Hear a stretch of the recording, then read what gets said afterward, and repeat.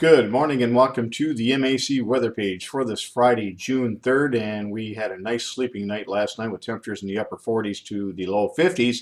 And we're expecting another nice day today with temperatures in the mid 70s to around 80 with lots of sunshine.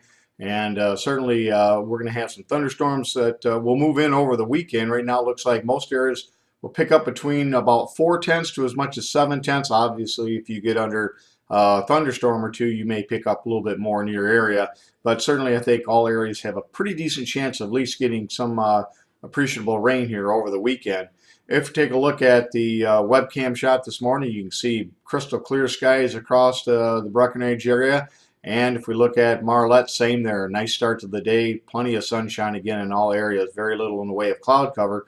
But again, we'll change that over the weekend. Our normal highs for the day is 76. Our normal low is 50. And yesterday we had a high of 77, a low of 60 with no precipitation. And you can see we evaporated about a quarter of an inch, so that's allowing things to really dry up where we haven't had much in the way of rainfall. You can see across the Great Lakes this morning, again, mainly 40s and 50s. Again, nice sleeping weather last night. If we look at the soil conditions, again, pretty warm soil temperatures. And there's our dry spot right there in the thumb area, Brown City rather. Now 20 days with only 4/10 of an inch, so certainly they could use some rain there, and I think they have a pretty good chance of getting at that. Hopefully we don't have to put our angry dog face up there on Monday morning.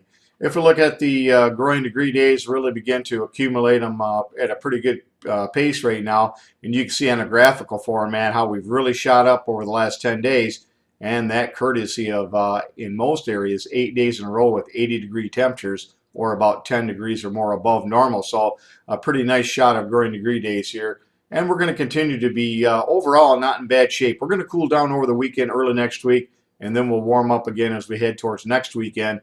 And we could get quite active. Again, it's going to really depend on where the push of warm air is. On today's weather map this morning, you can see an area of low pressure off in Canada is going to be moving to the southeast, and that's going to allow this warm front to move towards the area.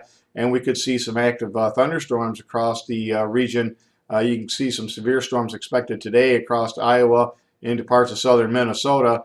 On tomorrow morning's weather map, that low pressure system now dropping down into northern Wisconsin with that warm front moving into the area. And I think as we get towards the afternoon, we'll begin to increase the chances of thunderstorms. Not impossible late tonight, early tomorrow morning, we could see some over the western, northwestern areas. But I think the best bet will be later tomorrow afternoon, and especially for tomorrow night. I think we have a pretty good shot at showers and thunderstorms. And then by Sunday morning, that low pressure with a cold front, occluded front, will move through the area. And with very cool air up aloft, any surface heating we get could generate some afternoon thunderstorms, and some of those could even be hail producers. So we'll certainly watch that along with some gusty winds.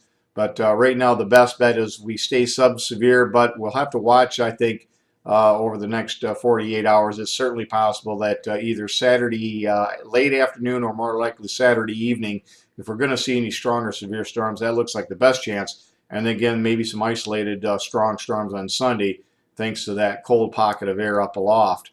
If we look at the next shot, you can see this is for late next week. We got some intense heat that's going to be building in the plains, and that's going to hold the key as to whether or not that warm air pushes our way and we don't see a tremendous amount of moisture late next week, next weekend. Right now the way it looks is we're going to be right in the battle zone for some pretty good rain and thunderstorms. But again, if this makes a stronger push, then we would get less in the way of rainfall. You can see temperatures up in the low 100s across portions of Nebraska, and we talked about that yesterday. You can see parts of northern Kansas up around 105 degrees on the models, and that's 4 models in a row now predicting upper 90s to low 100s across that area. And again, that's going to be a clash as that warm air tries to move to the northeast into the colder air. Much of Michigan is going to be in a battle zone. If we look at the precipitation forecast, this was yesterday morning, and you can see expected some of that heat maybe to make a little bit further inroad, keeping most of the precipitation well off to our northwest. And now this morning's 7-day outlook, you can see the precipitation amounts have increased across much of the Great Lakes. Some of this, or about half of this, is going to be from rain and thunderstorms here for later Saturday into Sunday, but the other portion will be for that system later next week as that warm air tries to come towards the Great Lakes. And you can see very little precipitation over the next 7 days out into the plains, and that's where all that heat's going to be. And if we look at the next screenshot, you can see the 6 to 10 day outlook is trying to shrink that cold air. But again, this area in between the heat and the coolness is going to be the battle zone. And for precipitation, you can see that's where the SPC or WPC is also indicating this is the area where I think we have the best chance of showers and thunderstorms. Again, especially for late next week into next weekend. And if we look at the drought monitor, we showed you this map yesterday, and I said the new one would be coming out at some point yesterday, and we would show both of them. And you're going to see we're going to increase some of the dryness across Wisconsin, Iowa, a little bit more of a solidification here across the southeast states as we put this into motion. You can see the areas of dryness increasing across some of the Midwest and Great Lakes area. Thanks for stopping by and have a great day, a great weekend, and 73s to all.